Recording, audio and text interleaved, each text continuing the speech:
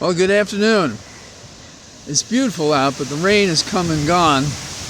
And of course, right now, the wind has struck up, and they say, according to Jefferson, it's 19 miles an hour.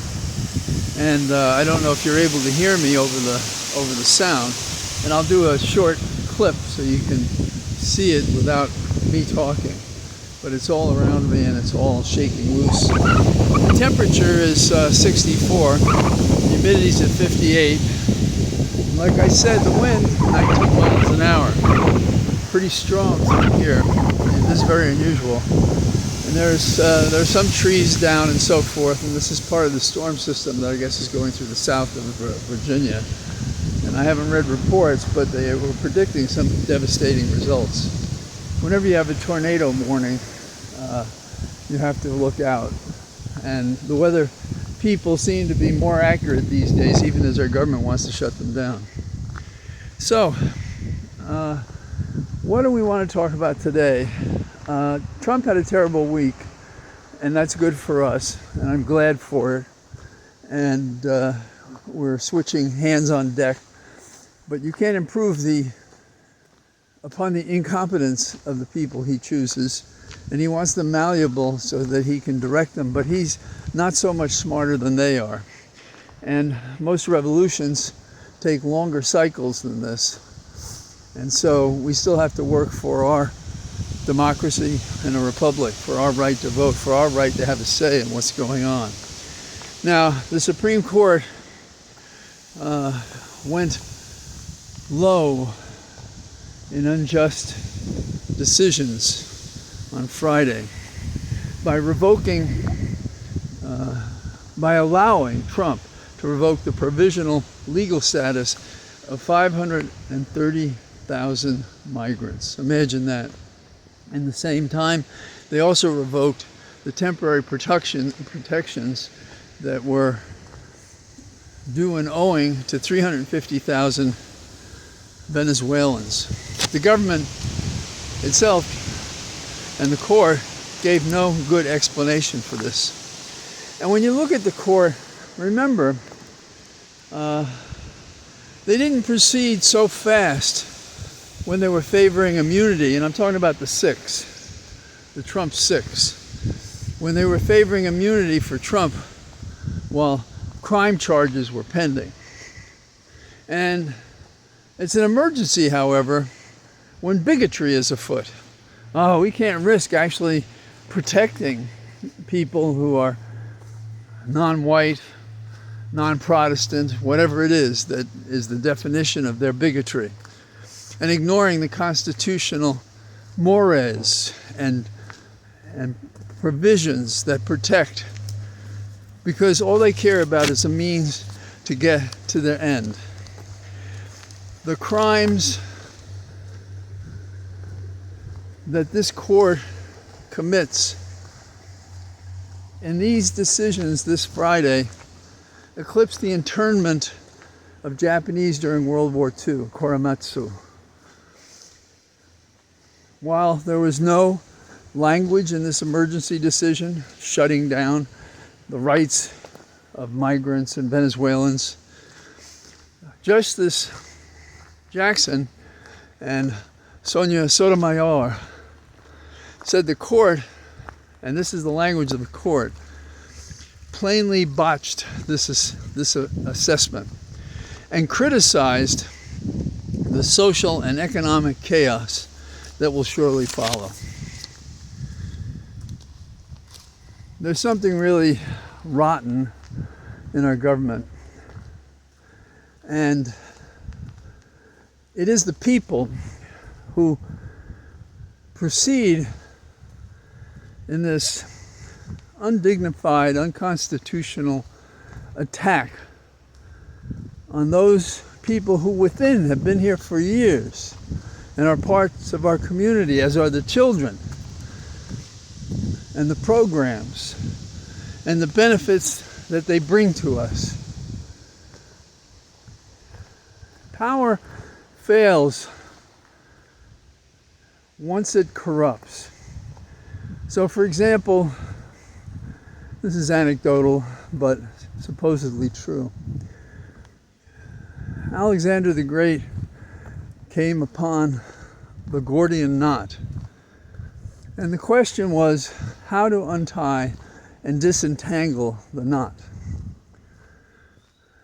And Alexander the Great tried and tried to do it, and he couldn't. And finally he took out a sword and he slashed it. He never untied it. He never disentangled it. We have people in our government who lied to get there. If they did nothing else wrong, they did that. And the people want to believe the promises. And we have so very many people in our country who hate. Is it 30%? Is it 40%? People without borders to other nations. I'm talking about bordering on Canada or Mexico. They were concerned about immigration, a scapegoat, also an easy way to be against someone who is different in color or background or religion or practices. And it's ironic that we talk about eliminating higher education so that more people can learn a vocation. I'm not against people learning a vocation. What I'm against is curbing the opportunity to people who can make this nation truly great going forward. And many people my age had the advantages of scholarships and grants if they were involved in math or science. And where is that now? And the prices when I was young for an education were a small fraction of what they are now. So these people are literally destroying America, not in the theme music that has been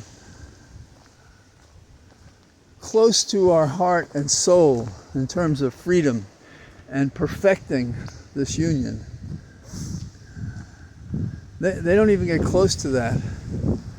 But in terms of releasing to outsiders, by the definition of Trump, we give opportunity to people who come here and become part of our common goal.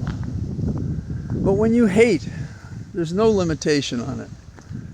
And Trump and his minions hate. It's impossible to do anything but be angry and to curse them. And if Judgment Day were true, if that were the only thing, it's not enough. We need the remedy in the here and now when we live. When we take this lap around a life that allows us to succeed one with another. So, now there is a shout out we can make in memory of a researcher, Etienne Emile Beaulieu. He passed in Paris in the last several days. He didn't believe women should be deprived of their most fundamental rights. How unlike those people in the West Wing, huh? How unlike those people in Congress. How unlike a court bought and paid for, 6 of the 9, to crush women, with women among them doing it. So what was the doctor's contribution? He created the abortion drug, the pill.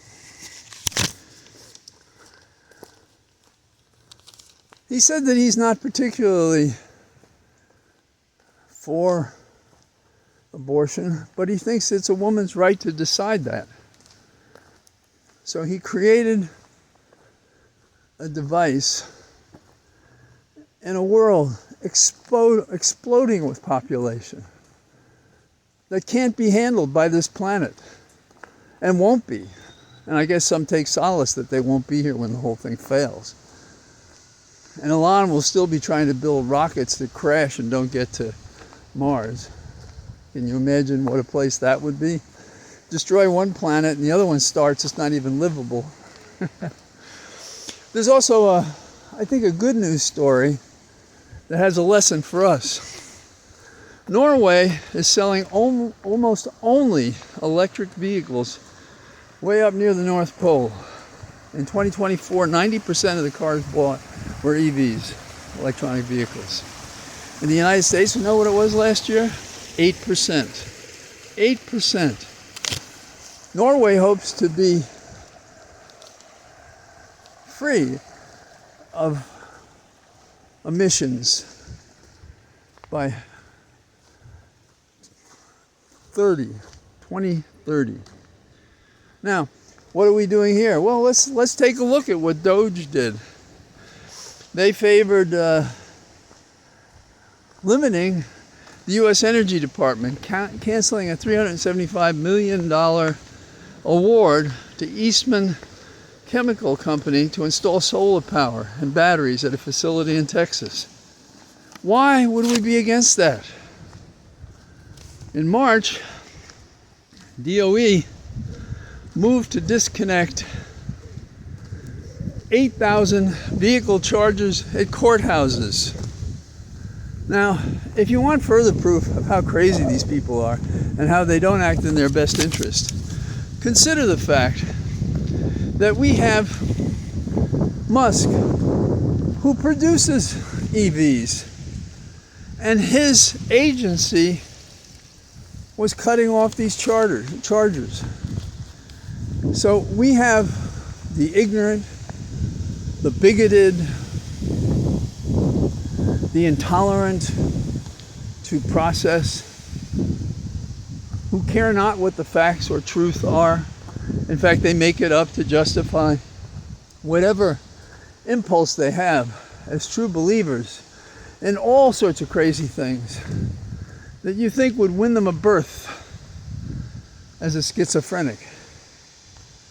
And they're apparently all drugged up. So, what's my message today?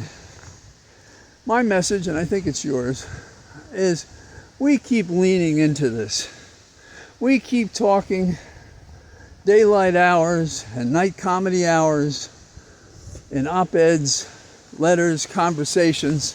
We keep bearing down. There are more of us who know what is right than those who don't care when they do wrong.